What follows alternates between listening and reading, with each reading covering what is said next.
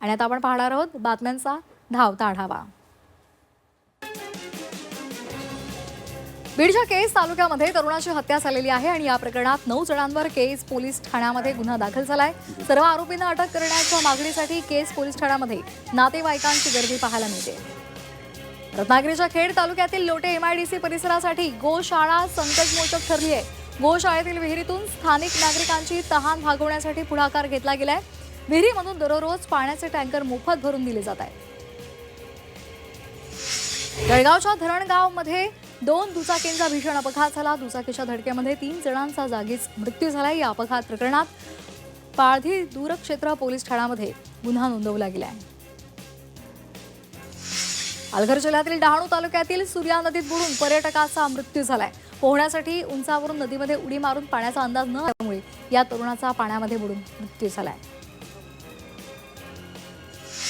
नीट परीक्षेच्या तणावातून एका विद्यार्थिनीनं गळफास घेत जीवन संपवलंय। विद्यार्थिनीनं ओढणीनं गळफास घेतला आणि आयुष्याचा शेवट केलेला आहे। जालना जिल्ह्यातल्या अंबड इथली ही घटना। जळगावमध्ये पतीनं पत्नीची हत्या केलेली आहे। कोयत्यानं वार करत पत्नीला संपवलंय। किरकोळ वादातून हत्या झाल्याची माहिती मिळते। या संदर्भात पती विरोधात गुन्हा दाखल करण्यात आलेला आहे आणि सध्या तो पोलिसांच्या ताब्यात आहे।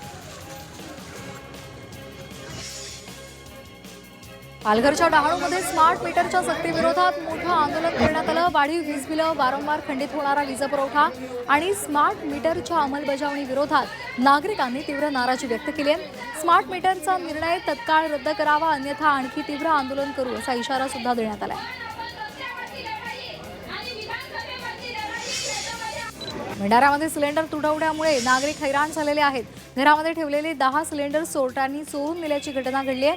त्यामुळे नागरिकांनी पोलीस प्रशासनाला निवेदन देत बंदोबस्त वाढवण्याची मागणी केली आहे। हिंगोलीच्या वसमत शहरातील महिला रुग्णालयामध्ये विद्युत पुरवठा खंडित झाला। शासनाच्या वतीनं महिलांना सुरक्षित प्रसूती आणि दर्जेदार आरोग्य सेवा मिळावी यासाठी महिला रुग्णालय उभारण्यात आलं। मात्र रुग्णालयामधला विद्युत पुरवठा खंडित झाल्यामुळे रुग्णालयातील सिझेरियन प्रसूती खोळंबलेल्या आहेत। वाशिममध्ये आरटी खासगी शाळांमधील 25% राखीव जागांवरील प्रवेश प्रक्रियेची शिक्षण विभागानं चौकशी सुरू केली आहे। प्रवेश प्रक्रियेमध्ये अनियमितता झाल्याच्या तक्रारी प्राप्त झाल्यानंतर ही कारवाई आता केली जाते। जिल्ह्यामध्ये 95 शाळांमध्ये 1007 जागा आरटीसाठी राखीव ठेवलेल्या आहेत। महाबळेश्वरमधील विल्सन पॉइंट परिसर आता रात्रीच्या वेळेला बंद ठेवला जाणार आहे। पर्यटकांच्या सुरक्षेसाठी रात्रीच्या वेळी वाढवलेला जो मद्यपानाचा उपद्रव आहे, कचरा आणि अस्वच्छता आहे ती रोखण्यासाठी आता वन विभागानं हा निर्णय घेतलाय।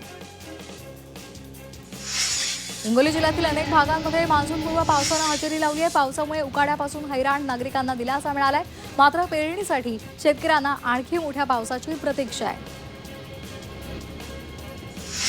वाशिम जिल्ह्यामध्ये मध्यरात्रीनंतर अनेक भागांमध्ये पावसानं हजेरी लावली आहे। या पावसामुळे शेतकऱ्यांना मोठा दिलासा मिळालाय। शेतीच्या कामांना सुद्धा वेग येणार आहे।